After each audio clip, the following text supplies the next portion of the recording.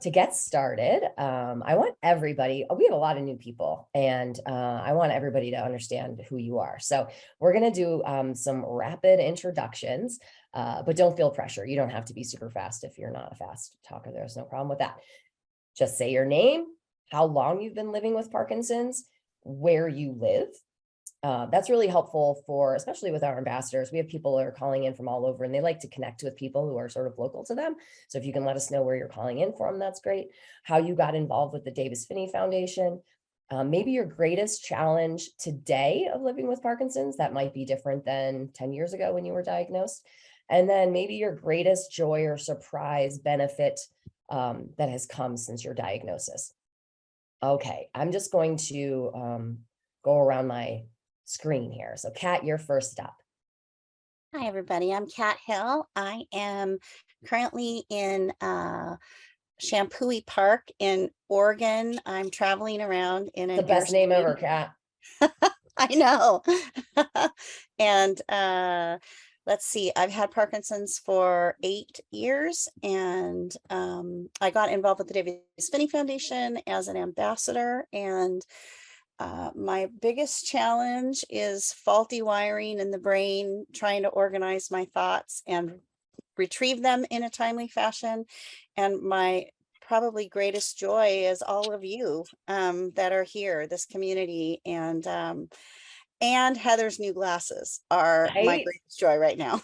They're so good. I feel like we need to hear about those. Yeah. Thank you, Kat. Christy. Hi, I'm Christy Monica. I am from upstate New York.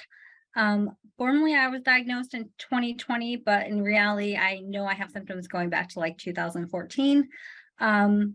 So I got involved with the Phinney Foundation first. It started with Every Victory Counts manual, which is under my coffee table downstairs. And then I just kind of, being a scientist, I fell into some research projects and ended up with a meeting Polly and the WPC Women's Committee with Kat. And here I am, involved in many Ever Victor Couch challenges and so on. So my biggest problem right now is off time. So I'm trying to figure out how to navigate that very well. And I guess my greatest joy is the same as Kat's, the community. You couldn't ask for a better community. I feel so supported, and I have loved everybody that I meet. Oh, thanks. That's great, Christy. Tom. Hello, everybody. I'm Tom Polizzi. I'm from Denver, Colorado, or just Arvada, just outside of Denver. And I was diagnosed in 2008, so it's been about 14 and a half years for me with Parkinson's. Let's see, how did I get involved with the Phinney Foundation? I've just been around forever, and I've known these folks for a long time through other relationships, and I've just been an ambassador and whatever else I can do for them. Well, let's see. Biggest challenge is, I don't know, I'm starting to enter into the Dyskinesia phase, and so I'm kind of dealing with that a little bit, and that's sort of the latest of the big challenges, right? But the joys by far and away overwhelm and overtake all those challenges, and that joy is really helping people like yourselves and this group here. So that's who I am. Thanks, Tom. Doug. Hi, everyone. I'm Doug Reed. I live in Lafayette, Colorado. I'm about 7 miles from the Phinney Foundation office, and I volunteer at the office a couple of times a week, or at least once a week. I was diagnosed 12 and a half years ago when I was 36. And about 3.5 years ago, I watched the Phinney webinar on DBS, and that's what hooked me on the foundation. And I consider myself the poster child for positive outcomes of DBS surgeries. I've had a remarkable time with the DBS. My biggest challenges these days are probably apathy mixed with a little depression. And I have some of that brain fog that Kat mentioned. One of the good outcomes of having Parkinson's is that I've become a gym rat, and I spend a lot of time at the gym. And I had an annual physical recently, and I'm in the best shape I've been in years. That's excellent. Keep exercising. Oh, that's awesome, Doug. Robin. Hi, everybody. I'm Robin Morades from Charlotte, North Carolina. I've been living with Parkinson's since my early 30s, about 2003, and then my tremor surfaced in 2013, but I was properly diagnosed at the end of 2015. You know, I can't remember how I originally learned about the Davis Phinney Foundation, but I went to the World Parkinson's Congress in 2016 in Portland, and I hung out at your booth for a really long time. And I got a manual there called the Every Victory Counts Manual. And I'm going to ask Sam to throw that up in the chat, the link to that, so that people know it's a manual that's free to everyone. It's really spectacular. And my biggest challenge is processing speed and organizing my thoughts when I get kind of put on the spot. It's like chickens in a coop fluttering around everywhere. And my greatest silver lining is that having Parkinson's has given me permission to tackle my bucket list now and to live my very most expansive, biggest life I possibly can. And so Carpe Diem, seize the day is my mantra. Thanks. Thanks, Robin. That's fabulous. Heather. I like that. Carpe diem, seize the day. It's probably better than memento mori, which means remember you will die, but that's we can remember to live. You know, we're gonna live Gotta now. keep it real, man. Gotta keep it real. Let's live now while we can, right here together. That's my Do the greatest carpe joy. diem first. Yeah, right. So Heather Kennedy, I love working with this organization because it's vibrant, it's real, it's authentic and fun. And as an added bonus, when you're stuck somewhere, they really try to help and they care. And I just want to thank the Davis Phinney organization for that. And all these people here, my friends who've come to my rescue and loved me when I wasn't very lovable, which I think is my greatest joy.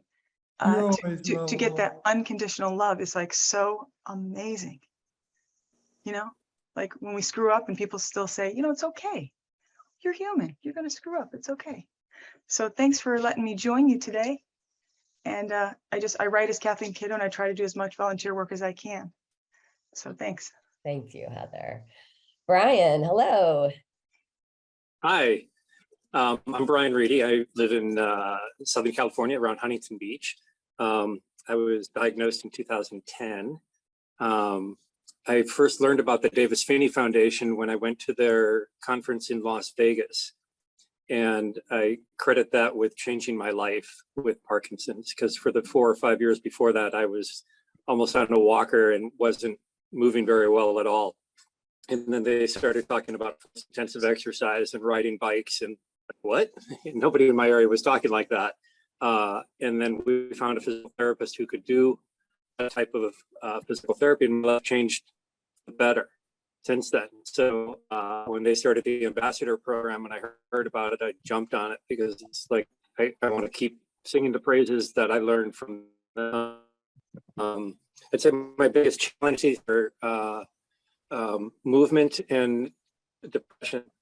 Movement because I had a bad truck accident a few months ago and it hurt everything head to toe. And so that challenges my Parkinson's considerably. But that's also my greatest joy, is the more I move, the better I feel.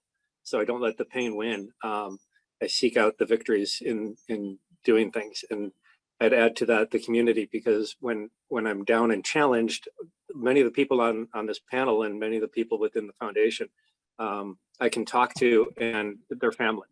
And that's really the support you need through a support group or through the foundation itself or whatever. But it's when you have that kind of considered loyalty, I guess, where they just are so honest and open with you and there for you when nobody else seems like they will be. That's the greatest thing about the Parkinson's community, I think. Yeah. Thank you, Brian, and welcome. And last but not least, Kevin. Is my speaker on? Yeah, we can hear you. Hi, everyone. I'm Kevin Kwok. I know most of the panel here. So as Brian was saying, you guys are my family. And I love these family gatherings. I've been living with Parkinson's now for 13 glorious years. Each year has been exciting and interesting with lots of new challenges. I came first to the Davis Phinney Foundation when my neurologist said, Davis was supposed to be on a panel here, but he can't make it. Can you sub for him? I had no idea who he was at the time. And so I called Davis and I said, Davis, I really can't sub for you if I don't know you. So we had a 2-week session where every morning when I commuted to work, I called him and we just chatted. Those were 2 glorious weeks of really getting to know someone. And subsequently, they invited me to join the board, which has completely changed my life. I actually moved here to Boulder to be closer to the foundation. And every day I work with you all, I learn something new, I gain something new. And I think my life gets a bit more enriched. What I'm dealing with today, which is probably my biggest challenge, is accepting the fact that I'm entering the next stage of Parkinson's. The days of just muscling through and sort of Pollyanna-ish, sort of rah-rah, you can beat this thing. Now is subjected to more of symptoms linger a little longer, they're a little harder, and it's just the next phase. But those days of just out-muscling the disease have sort of come now to more of this next phase of just having to negotiate and deal with it. It's not worse, but it's definitely there. And I think that as all of us advance in our disease journey, we'll have to learn how to get here and sort through it. So I'm looking to all of you to help me get through. Thank you, Kevin. I think, yeah, you got a lot of head nods with that one. So I think there's a lot of people on the panel who are appreciating that and recognizing that. So I would love, while we can't see and hear any of our audience members, I would love it if you are open to it, putting in the chat, just the first thing, put your greatest challenge today, comma, your greatest joy. It would just be nice for all of us to get a sense of what you're dealing with too. And I also got a lot of questions coming into my email. And please know, one of the things that I know, I can't remember who said it. Oh, I think it was Brian. I can't think and talk at the same time. I hope I'm not the only one who can't do that. I put blog@dpf.org. As Brian said, feeling like you have somebody to talk to. I still get emails from people, and when I respond, they're still surprised I respond. But we do respond. That's one of the things that we take really seriously at the Davis Phinney Foundation. So if you have a question or you need a resource or anything, just email us. We will figure it out. And if we don't have the answer, we will find it in somebody else. Okay, so same as Kevin, the journey, trying to live each day as best I can. Balance is an issue. Joy is to feel grateful. Excellent. As a care partner, my biggest challenge is watching my dad enter that next stage. Yes, my biggest joy is that I get to work here at the Davis Phinney Foundation and learn alongside you. Challenge aging with Parkinson's. Yes. Challenge anxiety about the future. I think that's such a big one. Gosh, right? A great joy includes how much better I feel after taking my medicine. Yes. Motivation, ability to swim again after starting meds. Yeah, that's so great. A lot of people will ask us, when is a good time to start taking medication? And we will say, actually, Kat, can you finish that? Because I'm about to have a coughing fit. Can you finish that then? You bet. So is when you're ready and when you feel like your symptoms are getting to the point that it's impacting your life. And I think it's also a really, really individual choice for people. So, and it's one that needs to be made in tandem with your provider. But I wish I would have started meds sooner than I did. I waited a long time because I was worried about side effects, and I just feel so much better on them. So thank you, Kat. You bet. Team effort. Okay. So thank you, everybody. Patience, decompressing in Colorado. Excellent. I'm going to start out with one of the topics, and I'm going to let Heather or Kevin present it. And this is the idea of ableism and enableism. I'd love for you guys to present the topic and talk a little bit about what that means to you, how you came to start discussing it, and what do you think is important for everyone on this panel to consider and think about? Heather, Wow. Want to go for it? I have to give some credit to somebody for this, for these phrases. Kat Hill has been talking about this, ableism versus enableism, and so has Kevin quite a bit. Kevin mentioned it, in fact, in some writing he gave me. It's the difference between making things a little bit easier and acting really put out and making things a little bit harder for someone who is at varying stages of disability. One of the greatest examples that I can think of right now is I could not move through a doorway, simultaneously pulling my luggage and getting through the doorway and closing the door. And I couldn't get any help. For whatever reason, nobody in this hotel would help. And I just couldn't get anybody to listen. And I even said, I'm in the handicapped room. I'm in a special room here. You know, they wouldn't send somebody. They wouldn't believe me. That it was, you know, really difficult. So that made my disability worse. But when you enable somebody and give them, it's the opposite of how you use this term in psychological terms. Like, you're not enabling them to have bad behavior, you're enabling them to be able to be independent. If they'd come up and just simply held the door open, I could have pulled my luggage through and walked through, and none of that would have happened. It would have been so simple with someone who could walk and, you know, had their physicality about them. But that off time, like Christy mentioned, and many people mentioned in the thread, is what throws everybody. So I think this, even if we don't understand Parkinson's or whatever people are dealing with, we don't know what people are dealing with, to enable them, to help them. Like, for example, would you like some help crossing the street? No? Okay, I'm still going to walk near you. Is that okay?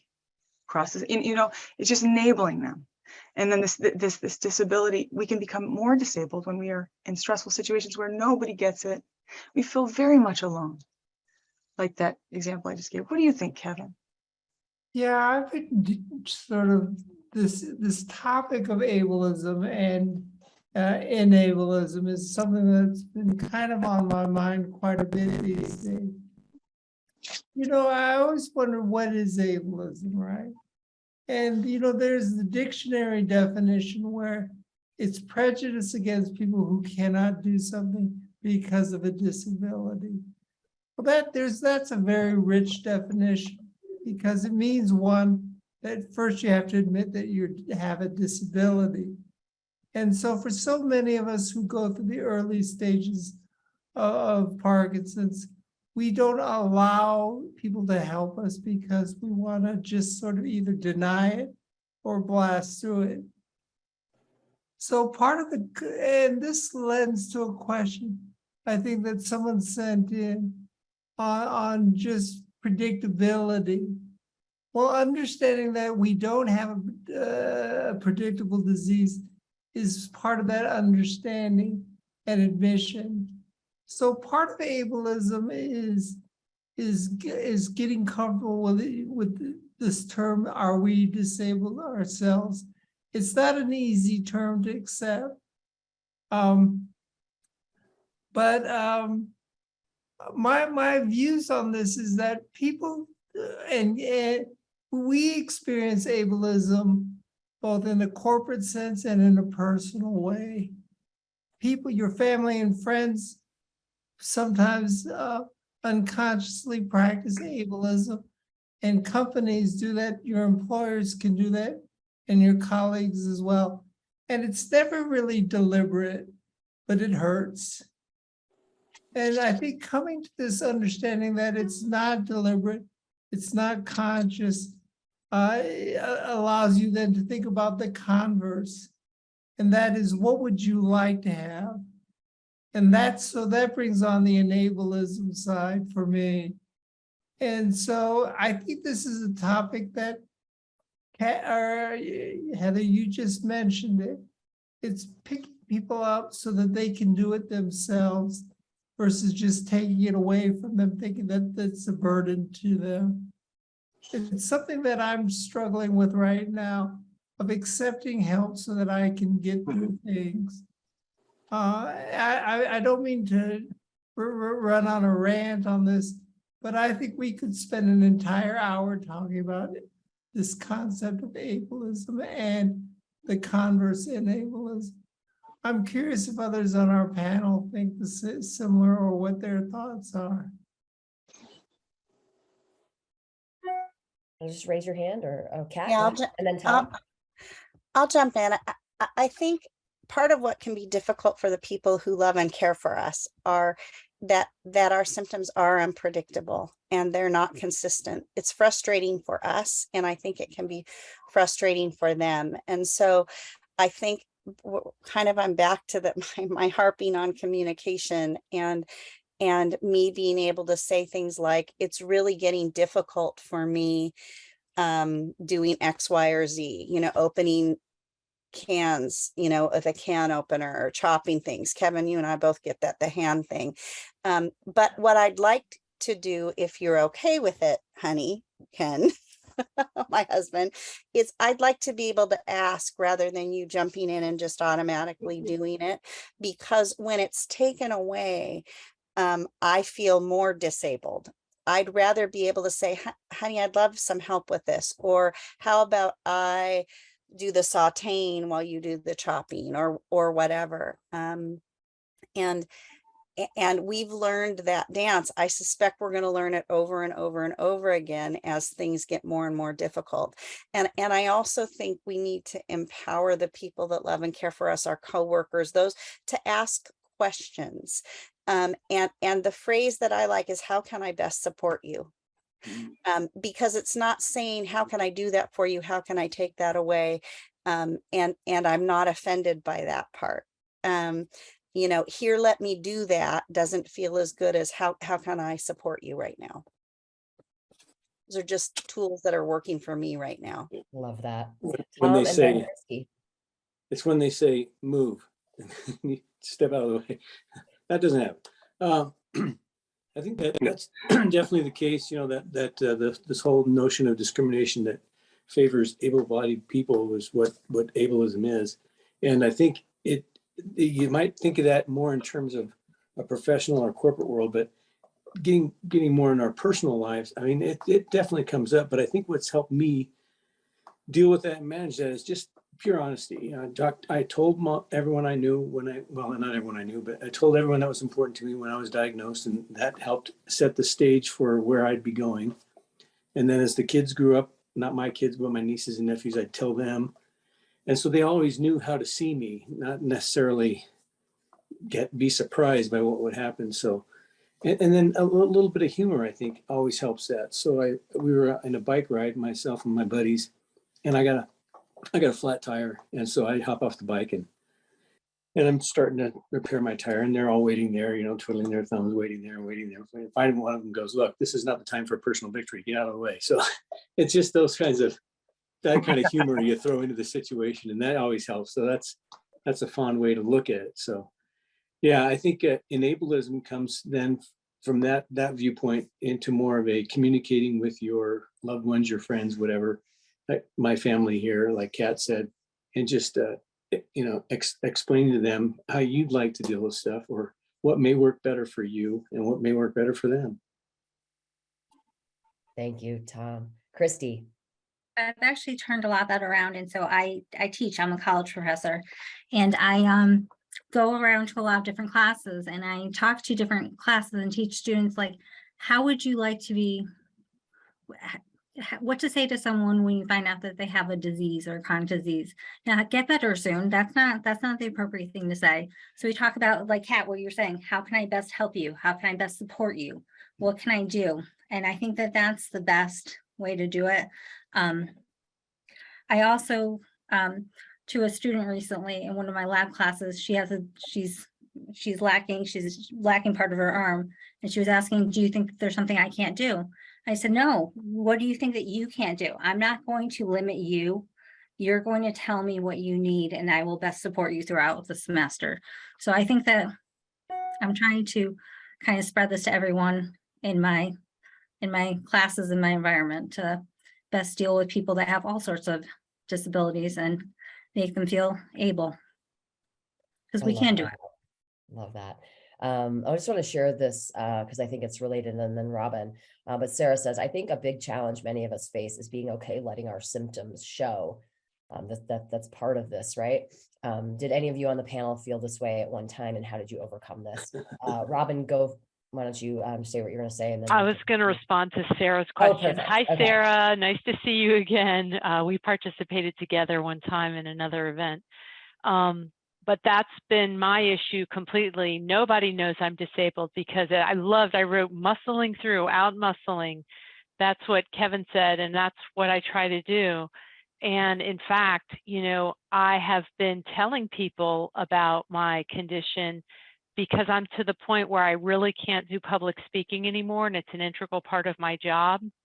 And when I get up in front of an audience, if I even have a little bit of a tremor, I get really self-conscious about it, which creates more of a tremor, then I get more self-conscious, and it's just this cycling loop. And so a lot of people, I can just say, I mean, I'm happy to do presentations by Zoom or WebEx, and I sort of tell people, hey, you know, I'm not traveling as much, but some people I'm close enough with that I just say, this is why I'm not doing it anymore. But Sarah, I really identified with that because I still very much try to keep my symptoms under wraps. I'm too vain. There's no other way about it. And I just, you know, I know that the day will come when I'm not able to keep it under wraps, but that's where I am today. Yeah, I actually think that's an interesting question. I wonder if Kevin, maybe this is something that you could speak to, because I think everyone on this panel really related to this idea of I used to be able to get on, no one knew. I used to be able to do all of these things, and I could hide it. I could do whatever I needed to do, and it comes up, right? And you're not going to be able to do anything about it. You're not going to be able to muscle through it anymore. So those are some of the challenges that Kevin talked about, and would love to know a little bit about some of the ways that you're managing that, Kevin. You know, the bigger issue is there's so many of our symptoms are not detectable visually. You know, it's like, you know, NOH or loss of voice or things. And that's the tricky thing, is explaining to people the symptoms they can't see. That's my bigger struggle. I had a situation last week where I was invited to fly to speak to a group of pharmaceutical executives. And my voice had gone to hell. I mean, I literally got up and had this squeaky little faint voice. And rather than try to fight through it, I apologized to the audience in advance. And I explained to them that this is one of my symptoms that you can't see and you may not know about. I ended up getting a standing ovation. It brought tears to my eyes when I finished, and they said, you know, by coming to us struggling with your voice, but still trying to talk to us, we got your pain and we felt it. And they said you were more authentic because of it. That was a great learning for me, you know, and there is to express yourself, tell people what your difficulty is, and don't be afraid. Thank you, Kevin. Yeah, Doug, and then Brian. For years, I worked in healthcare sales and made regular presentations to healthcare executives. And when I first was diagnosed, I would try and hide my tremor.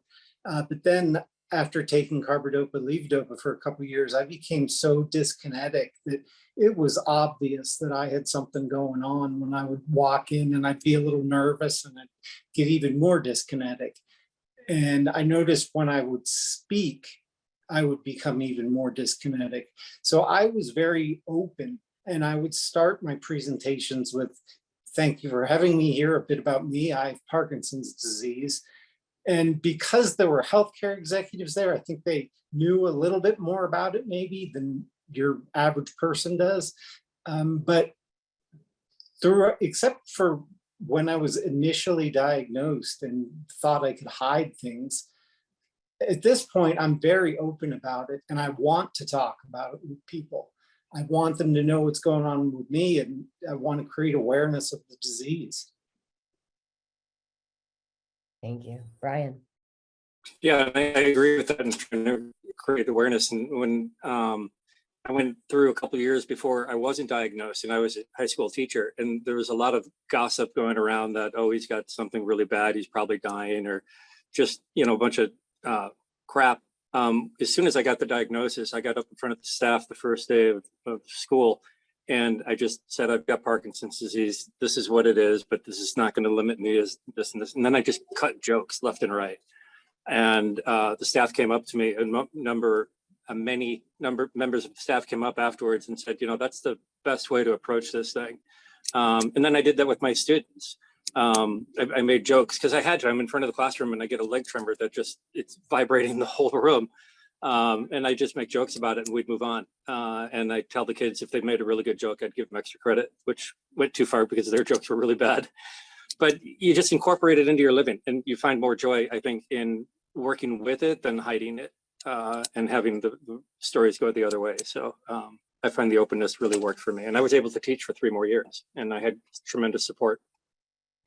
Yeah, I think it's great. And I think just like everything, right? You learn to read the room. You learn to read your group, your community, and say, is this gonna hurt me? Is this gonna help me? Like, and and unfortunately, we live in a world where it doesn't help everybody to come out with it and say, here's the deal, here I am. It doesn't help everybody. And so I think in those situations where you're struggling and you're wondering, finding an ambassador, reaching out to somebody on the panel, reaching out to somebody else who's gone through it to talk about it with, you know, maybe role play it a little bit, do something. Again, not one thing's going to work for everybody, but it is nice to know that there are people out there. There are warm, wonderful, amazing people who hear that news and treat you with the respect and love that you should get. And unfortunately, there are people that don't. And so how do we deal with that? Christy, did you have something that you wanted to add to this? Yeah, I just want to add, so Brian, like you, I've told everyone I work with, because on the college campus, I felt pretty safe. I can use this to help train the next group of PTs coming forward and the next group of OTs going forward. So I go to all their classes and I tell them prodromal symptoms I had. So look at patient's shoes. So I'm using it the best I can to educate everyone around me about what I have, because you can't hide it from a bunch of health science people. Right. They diagnosed me before I was diagnosed. Yeah. This is great from Patty. I spoke at an EMS conference last weekend. My voice was marginal because of my burning mouth syndrome. I practiced my presentation with Dan, my husband, and there were a few times when he just carried on for me. Wow, that's an amazing partner. We could all have a sidekick with this. That'd be pretty great. But Dan. that's it's a great strategy, right?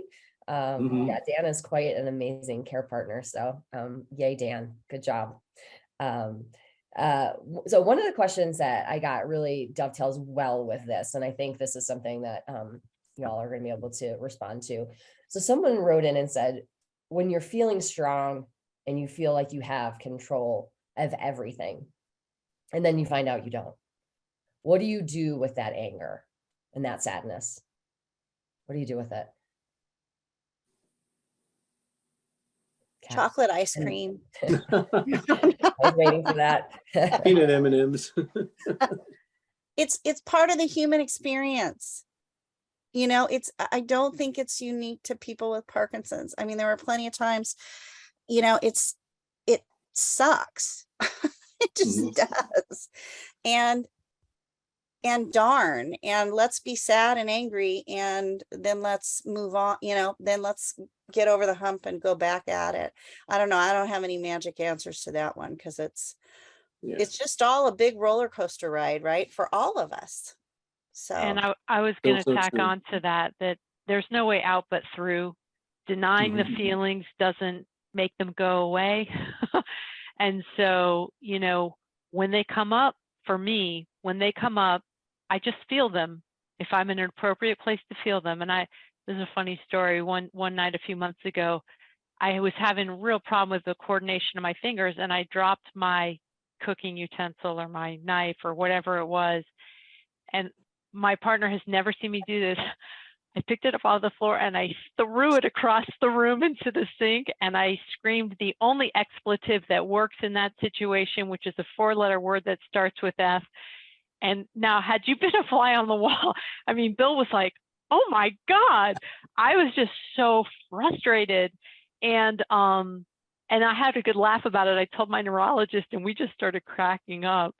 But, you know, every now and then it's just like, let it go through you. I think the more you repress it, that's when it starts to lead to non-Parkinson's related depression, like normal people get depression by trying to suppress their feelings.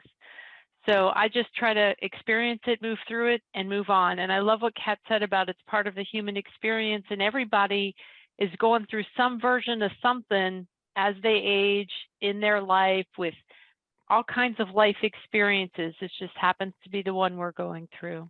Thanks. Yeah. Thanks, Robin. One quick thing, and then Kevin, and then Tom.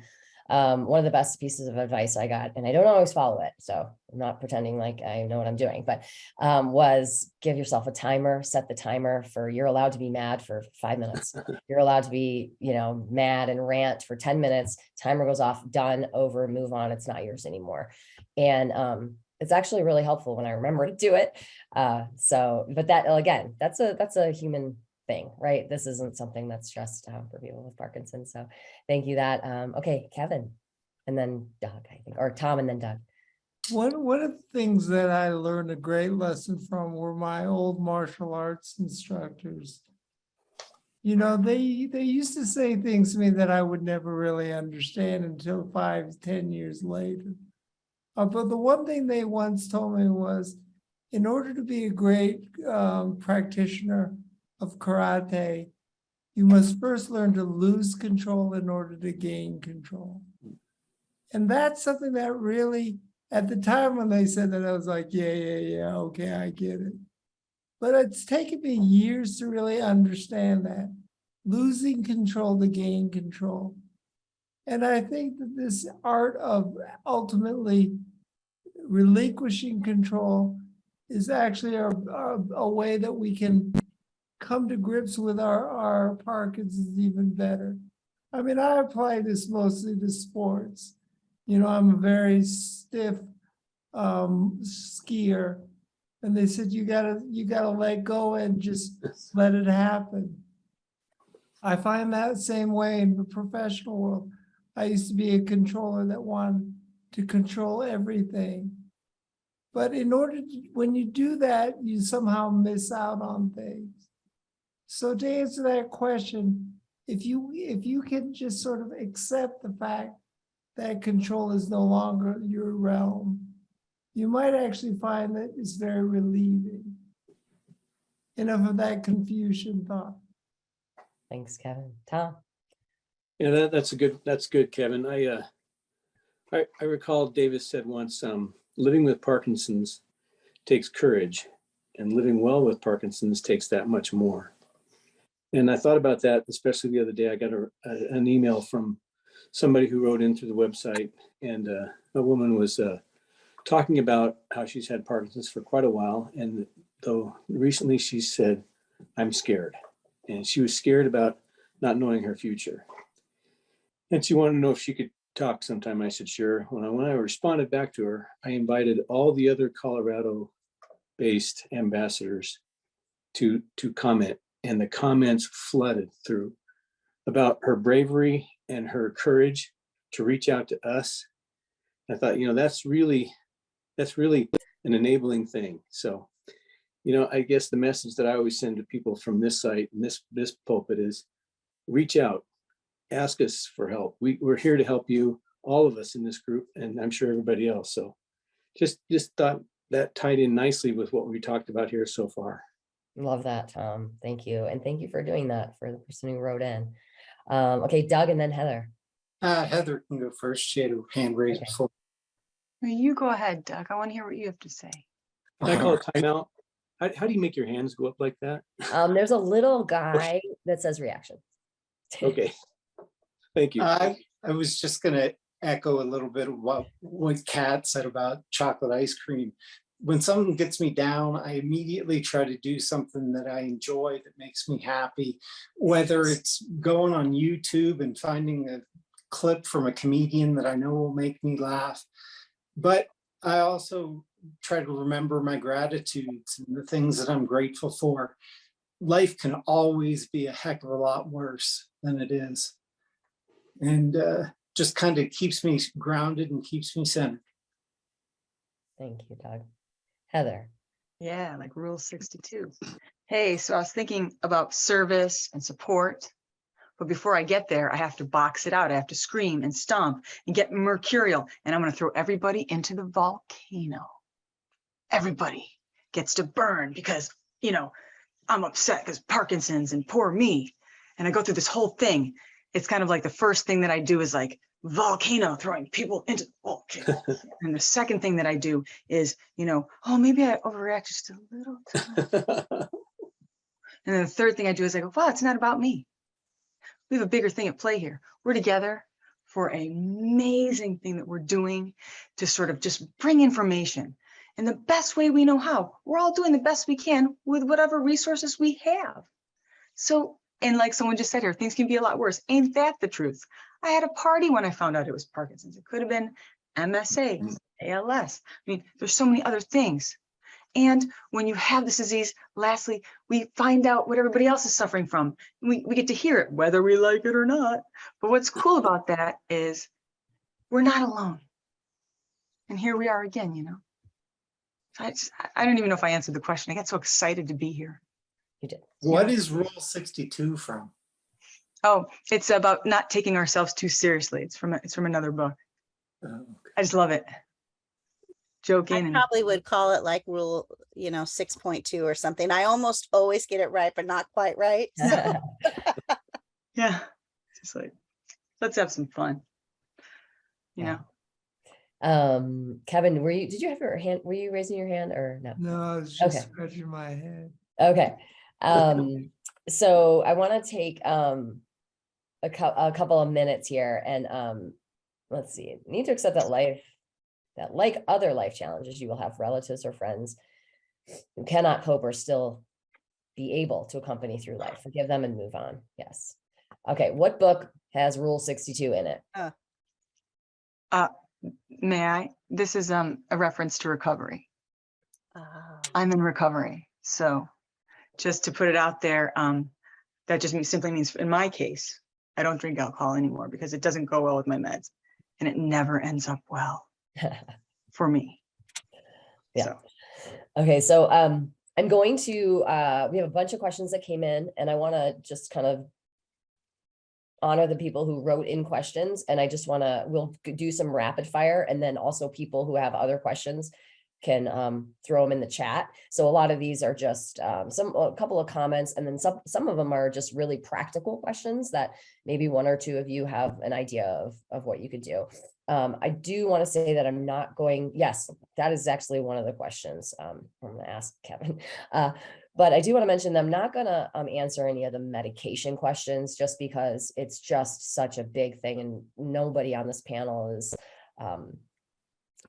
has the authority or experience or doctor next to their name to be able to answer these questions. So I appreciate them. And I know it's frustrating if you can't get your answers from your doctors, but make sure you get the answers from your doctors. Those are the people who are going to know about the medication the most. All right. First question, it goes to Kevin. What do you have on your fingers? And can you explain what they're for and how long you've been using them and do they work? And where can you get them if you do like them and they're working? It's just bling that I wear to be cool. Right. That's also so well. Finger bling. No, I've had, so I actually have things on different fingers for different things, but I'll focus on the finger splints because I in the last year have had really bad dystonia kick in. So bad to the effect that my hands are truly disfigured and dysfunctional now. A lot of the things that I like to do, like shift gears or hold a brake on a bike, I can't because I can't grab. And so what my occupational therapist at Anschutz is doing is fitting me with these splints to try to force these tendons back into place. It's palliative and it doesn't really seem to be working. It's not a cure, but my kids think it's a cool look, so I'll keep on wearing them in the meantime. Yeah, I mean, exactly, Heather. Nobody wants to be around that. Okay, this is an interesting one for people who are dyskinetic and have that as one of their symptoms. How do you deal with dyskinesia when you're at the dentist? Carol Burnett. Oh man, that's great. Great question. Anybody? I wish I knew. That's What about just talking to your dentist and telling them? So I always tell every healthcare provider, if they have to be doing something on me, that, listen, I have Parkinson's. I can't guarantee I'm gonna be able to be still, because it could be dyskinesia, could be God knows what, you know, whatever else is happening that day. So a lot of times they're very understanding. Last week at the mammogram, okay, I'm just not going to say anything else about it. She was delightful. I wasn't dyskinetic, but I was so tremory. You know, that's all I can do. Yeah. All you can do.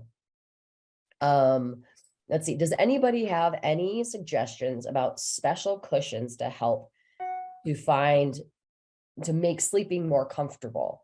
Do people use body pillows, you know, like maybe pregnancy pillows? Does anybody have anything that helps them sleep? And I've tried everything. I think I have a small pillow that I put like between my knees to separate, and that helps a lot. Somebody I thought was on this group said something about putting a bar of soap in your bed. I don't know if you ever heard that, but Ivory, or no, what is it? It's Restless legs, right? It's the lavender soap, and that helps. Lavender's supposed to help. what is it I supposed tried to that. help with? What's help with Just, restless legs? Restless leg and just being uncomfortable. So, and then there's also got some padding that I added to the existing padding that's in our bed, and that helped me a lot too. So just try whatever you can. Good. I have several Somebody said little airplane pillow pillows. for head, especially after DBS. That's interesting. Has anyone tried the airplane pillow? That's actually an idea, right? Sid, yes. What about dyskinesia and getting a pedicure? That is tough. That's got to be an on activity only, right? And here we're laughing, you know. Yeah. Has 'Cause we get it. anybody this is such a big topic, and I don't know that we can't get fully deep into it because I think it's a bigger one, but advice on determining when to stop driving. Is there anybody on the panel who has, you know, whether you've decided I'm not driving at all anymore, or there are just times when you're like, I'm not going to drive, and what are the sort of telltale signs, and do you have any bright lines or that you have a care partner or somebody that says, nope, not doing it? Kevin. Yeah, you know, when my girlfriend's here in town, we sometimes split. She knows that I can drive halfway, and then she usually drives back. That's sort of the unspoken rule, and I don't drink anymore and drive. I think that's a real formula for disaster on there. I'm going to be really sad the day that I lose, you know, the ability to drive, but I think it's somewhat inevitable that it will eventually happen. There are ways to be tested if you really want that, but yeah, Sam, actually, we have a good post about the testing. You can throw that up there if you want. Do be careful, because if you sort of go out of the recommendation and it's documented in your file, I think from the lawyer's perspective, I'll be curious to hear Robin's view on this. If there's documentation that you shouldn't be driving, I don't know necessarily if you want it out there, right? I agree. Yeah.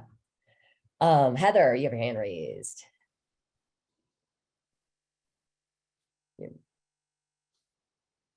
I got so involved in answering questions that I forgot what the question was.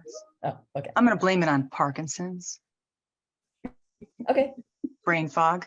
Totally fair. So the question is? That leads me to my next question. Perfect segue. Maybe you want to answer it. Why does it feel like my brain never turns off? It's always racing. Because the ego needs a job. does. Even when you're meditating, people say, just clear your mind, relax, and sit there and just breathe. Right. You know, I mean, let's face it, we are always creating stories, tripping about the past, tripping about the future, tripping about something. Anxiety that we encounter is both causal and chemical. So it's very real anxiety. You're not going crazy. It's actually ramping up because of Parkinson's itself. And then you recognize it's going to take you an hour longer to get out of the house. Today, I spent an hour trying to button this shirt, but I was taking a page out of Kevin's book when he said it's his last act of defiance to wear the button fly jeans. I'm doing it. So the point is, we have a million reasons to have our minds go. Rrr. And if you don't practice any kind of meditation or any kind of breathing exercises or calming techniques, you will find yourself in a position of go or be dragged, because it's going to get worse. And you can only take so many supplements before you're asleep, or rather medications before you're asleep. Right. I do find that it's helpful to say things sometimes, but sometimes talking about it makes it worse. Maybe muddy water, let stand, get still. There's a million reasons to be upset. I mean, turn on the news. Yeah. You know, there's a million things going on. We feel powerless, increasingly powerless. So anyway, that's my take on that. And just try to have compassion for each other, or try to relate to each other. Yeah. I'll always try to recount things that I've done in my past, remember things. It helps my memory, of course, but just recounting just certain situations that I had a good time or whatever, just trying to put those pieces back together. That's always kind of interesting. Yeah, And that's a great usually, idea. usually puts me right to sleep. So Right? Just a kind That of was- harness the Yeah. craziness of the mind into like one memory that you're like can relive or think about. And I was a boring guy, so it makes it real. easy. I find that hard to believe. Never. Kat.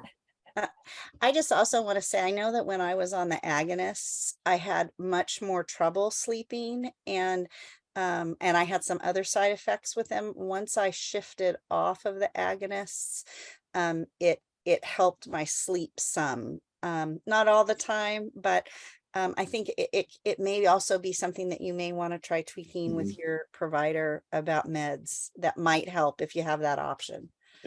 Christy. I want to support what Kat just said. I have incredibly terrible restless legs at night, and if I don't take my meds at the right time, it's almost painful. I thought I was going to cry the other night because I just took my meds a little bit too late, and it was painful. Until I take more carbidopa levodopa, I'm stuck in pain. So I would really recommend talking to your doctor about ways to get better sleep, because it's so incredibly important, because you just feel so much better overall when you can sleep. I had forgotten what it was like to get a reasonable night's sleep until a few weeks ago, and it was like glorious. I felt like a brand new person. Like, I can conquer the world. Yeah. Right. Did somebody say something about a yoga blanket? And if yes, you said something about a yoga blanket. What do you mean by yoga blanket? Or maybe you didn't say it. I saw that in the responses as Anybody well. say that? Okay. I'm sorry, I'm not remembering that. For sleep, satin fitted sheets. Yes, satin fitted sheep. I said sheep and sleeping. Satin fitted sheets help with movement. Yes, for sure. I just recommend don't wear satin pajamas with the satin fitted With the sheets. satin sheets, right? It doesn't work out very well. Yeah. Experience. Yeah, we for those of you who are interested in sleep, Sam just put up our primer on sleep, but we also just did a sleep victory summit on Friday. That was really interesting people, experts that we had talk about that. So we'll have those recordings up soon. A couple of more. So somebody said they've been on their meds for about 3 years, but recently have been dealing with pimples, itching, rashes on their body. Has anybody had this issue with medications that they can offer some help? I haven't had it with regard to medication, but my body's first response to sort of any kind of a disruption is what we call an immunological response, AKA hives. And so I have had a fair amount of hives related to my Parkinson's one way or another. It's never been directly medication oriented, but I will say this, our bodies change with Parkinson's over time, and we become more and more prone to an inflammation response, It could be something you're eating. Yeah, It might not be your meds. right. And you can email me. I'm happy to talk with you about it offline. I'll put my email in next to my name. Thank you, Robin. Also, yes, somebody asked about falling. We have a lot of resources about falling and ways to prevent falling. And we did a couple of great webinars this year about falling. So Sam can throw those in the chat, but we'll also make sure to include those in the show notes. Has anybody, these are a little bit longer, but I do want to mention this from Jan Grimes. She's not able to be here today, but I thought her idea was so brilliant that I do want to tell you about it. So she says, has anyone in this group ever heard of or ever tried to have a group home for people living with Parkinson's? I've been dreaming of such a thing for a small group of people who are basically independent but need a little help. They would have duties for the house and contribute what they can financially. It's just a dream because I know of people who have very little support and they may be running out of funds. At the same time, they are cognitively acute and totally with it. Has it ever been tried? Obviously, they would have to find other accommodations when the condition progresses to a certain point, up to them, but they would be around to share with others. And I just like, isn't that perfect? Like that's I neat. love that idea so much. Heather apparently is showing us where this can happen, right? Is that what you're doing? Yes. Heather? I love it. I love it. Yes, you know what? I don't actually, I think there's a lot of things that like the Aspen Institute, Aging Institutes are doing with people with multi-generational and different housing situations. I don't think it's a no way. I think it's coming. And I think that we're, number one, we're learning that throwing aging people to the wolves is not okay. And there's a lot of things that are happening with just the aging population. So aging and Parkinson's, things are going to happen. And I think that having these ideas and having people that are interested in talking about them is only going to make it possible. And I do think someday that's actually going to be a thing. So, and sharing resources is very powerful. I think we're looking more at how to do that creatively, effectively, supportively, and economically, because I think, you know, the biggest portion of the population is soon to be over 65. So we're going to have to start getting creative as a society, not, you know, separate from people with Parkinson's. So. Right. And we move from like, you know, there's all levels of care, right? And there's some people with Parkinson's that are living alone, people that are aging and living alone, and whether they could or not, don't want to be alone, want to have some people around that they can call and know that they're nearby. Amen. Right? Yeah. Amen. Okay. So, wow. We got through it all. I have more questions, but I know everyone's going to send some more. So thank you all so much for being here today. Thank you for Doug and Christy and Brian somewhere out in the world where he's not having the best internet access. Thank you so much for joining us today. And thank you so much for having me. I'm honored to be here, like as best people in the world. You guys are amazing. Well, we hope you come back. We hope you come back. We didn't scare you off. You're not gonna get rid of me now. Good. Okay, that's good. Good. I love you all. We will share the recordings and the resources and the notes and anything that we dropped in here today. And thank you all for being here. And we will look forward to seeing you in October. All right. See you Thank you, everybody. Thank you very much. Bye. Good to share it with you.